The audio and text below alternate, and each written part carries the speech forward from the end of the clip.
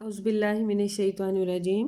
बिस्मिल्लाहिर्रहमानिर्रहीम अस्सलामु अलैकुम वरहमतुल्लाहि वबरकातुहू। उम्मीद करती हूँ कि आप सब खैरियत से होंगे। आज की वीडियो में हम सूरतुल लुक़मान इसका रुकू नंबर 2 उसका लफ्ज़ी और बामुहावरा तर्जमा पढ़ेंगे। आगाज़ करने से पहले से आपसे एक दरख्वास्त कि अगर आप हमारे चैनल पर नए हैं तो हमारे चैनल को सब्सक्राइब कीजिए और बेल आइकन प्रेस कर दीजिए ताकि हमारी हर आने वाली वीडियो आप तक पहुँच सके। और अब आप ये कुरान पाक की वीडियोस ये इस नए चैनल पे लेट्स लर्न कुरान पे आप पा सकते हैं, तो आप यहाँ से इन वीडियोस को देखें और सुने और कुरान पाक का इल्म हासिल करें। तो आगाज़ करते हैं सूरतुल लुक़मान इसका रुकू नंबर 2। औज़ुबिल्लाहि मिनश्शैतानिर्रजीम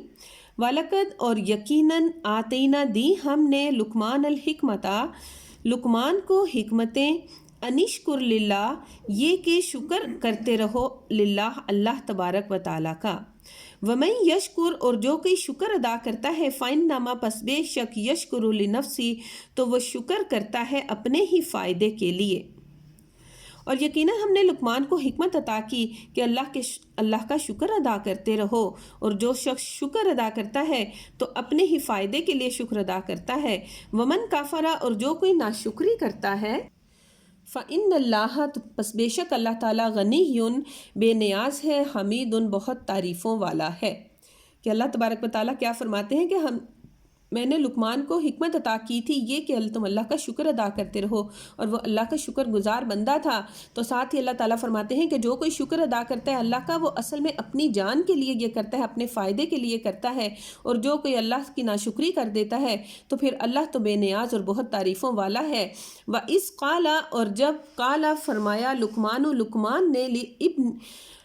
लिब्निही वाइस काला लुक़मान लिब्निही और जब फरमाया लुक़मान ने अपने बेटे से वाहुवा और वो याइज़ुहु नसीहत कर रहे थे, या बुनैया ए मेरे बेटे ला तुशरिक ना तू शरीक ठहराना बिल्लाही अल्लाह ताला के साथ किसी को भी। इन्न शिरका बेशक शिर्क लजुल्मुन अज़ीम अलबत्ता बहुत बड़ा जुल्म है।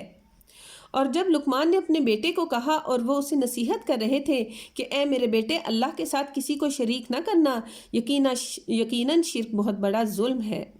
व वसैनल इंसाना और हमने वसीयत की इंसान को बिवालिदैही अपने उसके वालिदैन के बारे में, हमलतहु उम्मुहु उठाती है उसको उसकी माँ, वहनन तकलीफ़ से अला वहनिन तकलीफ़ पर, वफ़िसालुहु और छुड़ाना है उसका दूध फ़ी आमैनी 2 सालों में। अनिश्कुरली ये कि तुम शुक्र अदा करो ली मेरा वाली वालिदैक और अपने वालिदैन का, इलैयल मसीर मेरी ही तरफ तुम्हें लौट कर आना है। कि अल्लाह तबारक व ताला इस आयत में फरमाते हैं कि और हमने इंसान को इसके माँ बाप के बारे में हुस्न सलूक की ताकीद फरमाई, जिसे उसकी माँ ने तकलीफ़ पर तकलीफ़ बर्दाश्त करते हुए उठाए रखा, और 2 साल में इसका दूध छुड़ाना होता है कि तुम मेरा शुक्र अदा करो और अपने वालिदैन का भी, और मेरी ही तरफ तुम्हें वापस आना है। कि ये अल्लाह ताला इंसान को नसीहत फरमाते हैं अपने वालिदैन के लिए कि उनके साथ हमेशा हुस्न सलूक वाला मामला जो है वो रखो, क्योंकि जो माँ है वो अपने बच्चों को बहुत मुश्किल से पहले उठाए रखती है, तकलीफ़ें बर्दाश्त कर कर उसे जन्म देती है और फिर उसको दूध पिलाती है, और उसको दूध पिलाने का अरसा जो है वो भी 2 साल का अरसा होता है। 2 साल तक वो दूध पिलाती है, फिर उसका दूध छुड़ाना है, और फिर तमाम उम्र वालिदैन अपनी औलाद के लिए कोशिशें करते रहते हैं। तो अल्लाह तबारक व ताला फरमाते हैं कि उनके साथ हुस्न सलूक वाला मामला इख्तियार करो और मेरा और अपने वालिदैन का हमेशा शुक्र अदा करते रहो। व इन जाहदा का वाइन और अगर जाहदा का वो दबाव डालें तुम पर अला इस बात पर के अंतुशरिका ये कि तू शरीक ठहराए भी मेरे साथ, माँ नहीं है लईसा नहीं है लका तेरे लिए भी उसके बारे में इल्मुन कोई इल्म, फला तुतीहुमा बस तू ना पैरवी करना उन दोनों की, या तू ना कहा माना उन दोनों का, वसाहिब हुमा और पेश आना उन दोनों के साथ, फिर दुनिया में मारूफन हुस्न सलूक से, वत्तबी और तू पैरवी करना सबीला उस रास्ते की, उस सबीला मन उस शख्स के रास्ते की जो अनाबा इलैया मेरी तरफ रुजू करे, सुम्मा फिर इलैया मेरी ही तरफ मर्जियुकुम तुमको वापस आना है, फ़ाउनब्बियुकुम बस मैं खबर दूंगा तुमको, बिमा कुन तुम जो कुछ थे तुम तामालून अमल करते। کہ اب ساتھ ہی اللہ تبارک و تعالیٰ فرما دیتے ہیں کہ والدین کو جو ہے ان کے ساتھ حسن سلوک سے تو پیش آنا ہے اور ان کا شکر بھی ادا کرتے رہنا ہے، لیکن اگر والدین کیا کریں کہ اگر وہ تم پر دباؤ ڈالیں گے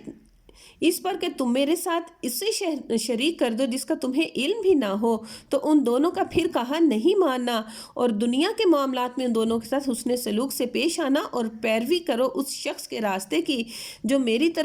نے میری طرف رجوع کیا، پھر میری ہی طرف تمہیں واپس آنا ہے اور میں تمہیں بتا دوں گا کہ جو کچھ تم کیا کرتے تھے۔ کہ والدین کا کہا ماننا ہے، سارا ماننا ہے، حسن سلوک سے پیش بھی آنا ہے، لیکن جہاں پر اللہ تبارک و تعالیٰ کے ساتھ شرکت کا معاملہ پیش آ جائے، اگر وہ کسی ایسی چیز کو اللہ کے ساتھ شریک ٹھہرانے کی بات کر دیں جس کے بارے میں انسان کو کوئی علم نہیں، تو پھر اللہ فرماتے ہیں کہ پھر ان کی اس میں پیروی نہیں کرنا، اس بات میں ان کا کہنا نہیں ماننا، لیکن یہ بھی نہیں کہ ان کا کہنا نہیں ماننا تو ان کے ساتھ کوئی بدتمیزی یا برا سلوک کرنا ہے، دنیا کے معاملات میں ان کے ساتھ حسن سلوک سے ہی پیش آنا ہے، بس اب ان کا یہ والا کہنا شرک بنانے والا کہا نہیں ماننا اور اس شخص کے راستے کی پیروی کرنی ہے جو میری طرف رجوع کرتا ہے۔ اور پھر کیونکہ ہم سب کو اللہ کی طرف لوٹ کر جانا ہے اور اس دن اللہ تبارک و تعالیٰ سب کو تمام اعمال کی، اس کے کیے ہوئے تمام کاموں کی خبریں جو ہے وہ خود سنا دیں گا، جو کچھ ہم اس دنیا میں کرتے جائیں گے۔ اگلی آیت میں آتا ہے یا بنیا، اب یہاں پہ پھر حضرت لقمان جو ہے وہ اپنے بیٹے کو نصیحت کرتے ہوئے فرما رہے ہیں، یا بنیا اے میرے بیٹے، انہا بے شک، ان تکو اگر ہو، مسکال حبتن دانے کے برابر عمل، من خردلن رائی کے دانے کے، فتکن پھر وہ خواہ ہو، فی صخرتن کسی چٹان میں، او فی السماواتی یا آسمانوں میں، او فی الارضی یا زمین میں، یاتی بہ اللہ تو لے آئے گا اس کو اللہ تبارک و تعالیٰ، ان اللہ بے شک اللہ تعالیٰ لطیف خبیر، وہ بڑا باریک بین اور باخبر ہے۔ کہ اے میرے بیٹے، بے شک اگر کوئی عمل رائی کے دانے کے برابر ہو، پھر خواہ وہ کسی چٹان میں ہو یا آسمانوں میں یا زمینوں میں، تب بھی اللہ اسے حاضر فرما دے گا، بے شک اللہ بڑا باریک بین اور باخبر ہے۔ کہ حضرت لقمان نصیحت کرتے ہیں اپنے بیٹے کو کہ کوئی بھی عمل ہو، وہ نیک عمل بے شک ایک رائی کے دانے کے برابر ایک چھوٹا سا عمل ہو اور ہم اس کو بہت معیوب سا سمجھتے ہوں، لیکن اللہ تبارک و تعالیٰ قیامت کے دن اس چھوٹے سے عمل کو بھی، بے شک وہ کہیں پہ بھی موجود ہو، اس کو ہمارے سامنے لا کر حاضر کر دیں گے۔ کیونکہ اللہ تبارک و تعالیٰ انتہائی باریک بین اور ہر چیز سے باخبر ہے، وہ کسی چیز سے بھی بے خبر نہیں، ہر چیز وہ جاننے والا ہے۔ تو اس لیے کسی بھی چھوٹی سی نیکی کو بھی حقیر نہیں جاننا چاہیے کہ یہ تو ایک چھوٹا سا عمل ہے، کیا معلوم اللہ اسی ایک چھوٹے سے عمل کے صدقے سے ہماری جو ہے وہ مغفرت فرما دے۔ تو اگلی آیت میں آتا ہے یا بنیا اے میرے بیٹے، اقیم الصلاۃ قائم کر نماز کو، وامر بالمعروف اور حکم دے نیکی کا، ونہا عن المنکر اور منع کر برائی سے، وصبر اور صبر کر، علی ما اصابک جو بھی تکلیف پہنچے تجھ کو، ان بے شک ذالک یہ من عزم الامور بڑی ہمت کے کام ہیں۔ یہاں پہ پھر نصیحت فرما رہے ہیں حضرت لقمان کہ اے میرے بیٹے، نماز قائم کرو۔ اب نصیحتیں دیکھیں کہ سب سے پہلی نماز قائم کرو، پھر نیکی کا حکم دو، ونہا عن المنکر اور پھر برائی سے منع کرو، تمہیں جو بھی تکلیف پہنچے اس پر صبر کرو، کہ بے شک یہ بڑی ہمت کے کام ہیں کہ اگر اللہ کی طرف سے آپ پر کوئی مصیبت یا مشکل آ جاتی ہے تو پھر اس پر جو ہے وہ صبر اختیار کرنا چاہیے۔ اللہ سے صبر ویسے مت مانگیں کیونکہ صبر ہمیشہ مصیبت کے بعد ہی آتا ہے، اللہ سے اللہ کی رحمت کو طلب کریں، لیکن اگر اللہ کی طرف سے کوئی آزمائش آ جائے، کوئی تکلیف ہمیں پہنچ جائے تو پھر ہمیں اس پر صبر کرنا چاہیے، کیونکہ یہ بڑی ہمت والے کام ہوتے ہیں۔ جو اللہ کی آئی ہوئی کسی مصیبت پر، تکلیف پر صبر کر لیتا ہے تو اللہ تبارک و تعالیٰ اس کے درجات بہت بلند فرما دیتے ہیں، کیونکہ اللہ تعالیٰ قرآن پاک میں بار بار فرماتے ہیں ان اللہ مع الصابرین، کہ اللہ صبر کرنے والوں کے ساتھ ہے۔ ولا تسعر خدک، ولا اور نہ، تسعر خدک لوگوں سے بے رخی کرنا،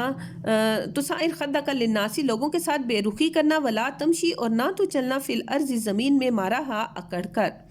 ان اللہ بے شک اللہ تعالیٰ لا نہیں، یحب وہ پسند فرماتا، کلا ہر مختال تکبر کرنے والے کو، فخور فخر کرنے والے کو، اور لوگوں سے بے رخی نہ کرو اور زمین پر اکڑ کر نہ چلو، بے شک اللہ کسی تکبر کرنے والے، فخر کرنے والے کو پسند نہیں فرماتا ہے۔ کہ کیا ہے کہ لوگوں کے ساتھ حسن سلوک سے پیش آنا چاہیے، ان سے بے رخی نہیں کرنی چاہیے، اگر وہ کسی مشکل میں ہیں تو ان کا ساتھ دینا چاہیے اور زمین پہ اکڑ کے ہرگز نہ چلنا چاہیے، کیونکہ اگر ہم زمین پہ چلتے ہیں تو یہ اس رب کا فضل ہے ہم پہ کہ اس نے ہمیں اس قابل بنایا کہ ہم زمین پر چل رہے ہیں، تو اس کے ساتھ ہمیشہ اس کے سامنے عاجزی سے چلنا چاہیے، کیونکہ اللہ تعالیٰ جو اکڑ کر چلنا ہے وہ تکبر کی نشانی، اور اللہ تبارک و تعالیٰ کسی تکبر کرنے والے اور فخر کرنے والے کو پسند نہیں کرتا۔ اگر لوگوں سے بے رخی کرتے ہیں تو یہ بھی تکبر ہے کہ اگر وہ کسی مصیبت میں ہیں تو ہم ان سے بے رخی اختیار کر لیں، ہم فخر کر لیں، تکبر کر لیں کہ ہم تو بڑے سکون میں ہیں اور ان پہ مصیبت ہے، ہرگز نہیں، کیونکہ اگر ہم سکون میں ہیں تو یہ اللہ کی رحمت ہے، اگر ان پر کوئی مصیبت ہے تو یہ اللہ کی طرف سے ایک آزمائش ہے، تو ان کو ان کا ساتھ دینا چاہیے اور زمین پہ عاجزی و انکساری سے چلنا چاہیے، کیونکہ اللہ تعالیٰ ہمیشہ عاجزی و انکساری کرنے والے کو پسند فرماتے ہیں۔ وقصد اور میانہ رفی اختیار کرو فی مشی کا، اپنی چال میں، وغضض من صوتک اور آہستہ رکھو اپنی آواز کو، ان نہ بے شک انکر الاصواتی سب سے بری آوازوں میں سے، لصوت الحمیر البتہ آواز ہے الحمیر گدھے کی، یقین اور اپنے چلنے میں میانہ روی اختیار کرنا اور اپنی آواز نیچی رکھو، یقیناً آوازوں میں سب سے بری آواز گدھے کی آواز ہے، کہ جب گدھا بولتا ہے تو بہت بلند آواز میں بولتا ہے اور شیطان کی آمد کی وہ ایک خبر دے رہا ہوتا ہے، تو یہاں پر بتایا گیا کہ سب سے بری آواز جو ہے وہ گدھے کی آواز ہے، تو اپنی آوازوں کو کیا کرو، نیچی رکھو، ان کو اتنا بلند نہ کرو کہ وہ ہر کوئی اس کو سن سکے۔ تو یہ تھا سورۃ صدق اللہ العظیم و صدق رسولہ النبی الکریم، یہ تھا سورۃ اللقمان کا رکوع نمبر 2۔ امید ہے کہ آپ کو اس کی سمجھ آ گئی ہوگی، اس کے مطلب کی بھی، اس کے لفظی ترجمے کی بھی، بامحاورہ کی بھی،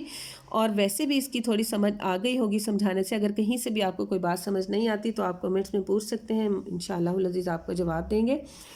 اس کے علاوہ آپ کو ویڈیو اچھی لگے تو اس کو لائک کریں، شیئر کریں، تاکہ دوسرے لوگ بھی اس سے فائدہ اٹھا سکیں۔ جزاک اللہ۔ السلام علیکم ورحمۃ اللہ وبرکاتہ۔